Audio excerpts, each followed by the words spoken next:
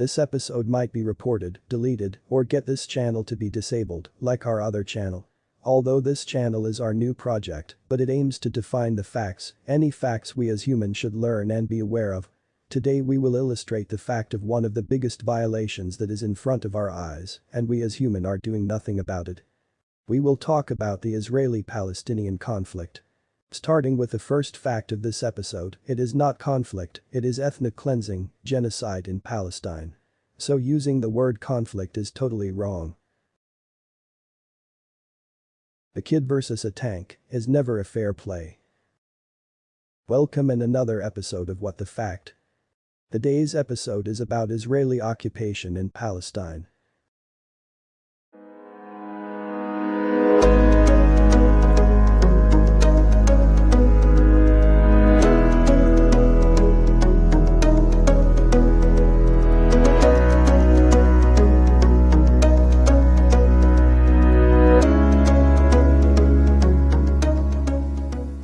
Let us go back to Jewish immigration to Palestine.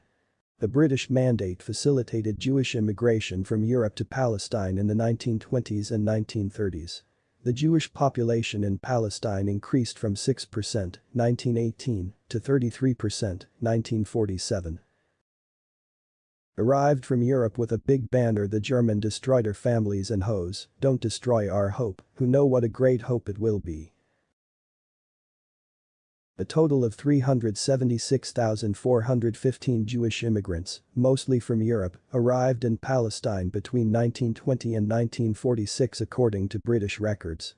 At its peak in 1935, 61,854 Jews immigrated to Palestine. Palestinians expelled in 1948. On May 14, 1948, the British Mandate expired, triggering the First Arab-Israeli War. Zionist military forces expelled at least 750,000 Palestinians and captured 78% of historic Palestine. The remaining 22% was divided into the West Bank and Gaza Strip. The fighting continued until January 1949, when an armistice agreement between Israel and Egypt, Lebanon, Jordan and Syria was forged. The 1949 armistice line is also known as the Green Line and is the generally recognized boundary between Israel and the West Bank. The Green Line is also referred to as the pre-1967 borders, before Israel occupied the remaining Palestinian territories during the June 1967 war. They ran away as migrants to Palestine with this note. So they did destroy the Palestinian hope instead. 1967, Israel occupies Gaza and the West Bank. During the June 1967 war, Israel occupied all of historic Palestine and expelled a further 300,000 Palestinians from their homes. Israel got more greedy and thought why not to steal more, so they also captured the Syrian Golan Heights in the north and the Egyptian Sinai Peninsula in the south. So having tanks against kids with rocks, men when no weapons is considered war, conflict is what media tells us. So it was a surprise, Israel won the war, fair and square as we all know.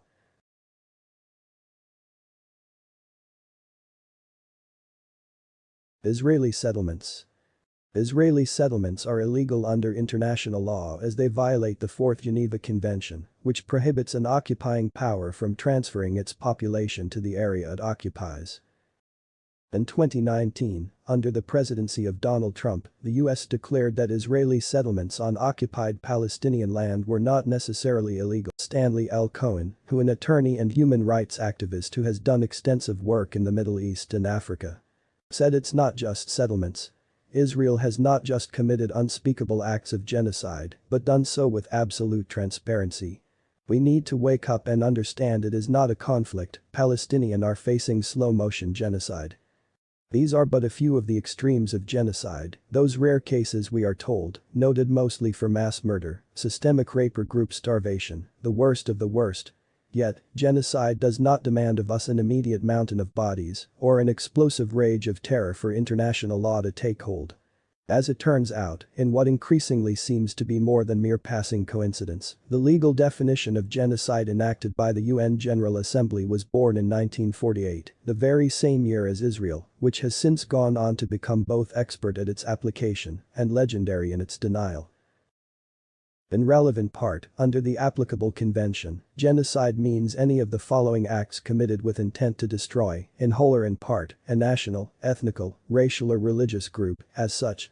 A. Killing members of the group, B. Causing serious bodily or mental harm to members of the group, or C. Deliberately inflicting on the group conditions of life calculated to bring about its physical destruction in whole or in part.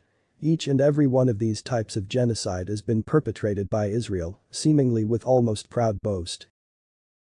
Israel has found diverse ways to kill more than 400,000 Palestinian civilians and injure or cripple 2 to 3 times as many, including tens of thousands of women and children. Whether by tank fire, rockets, or cluster of phosphorus bombs, it has given new meaning to the evil of willful group slaughter.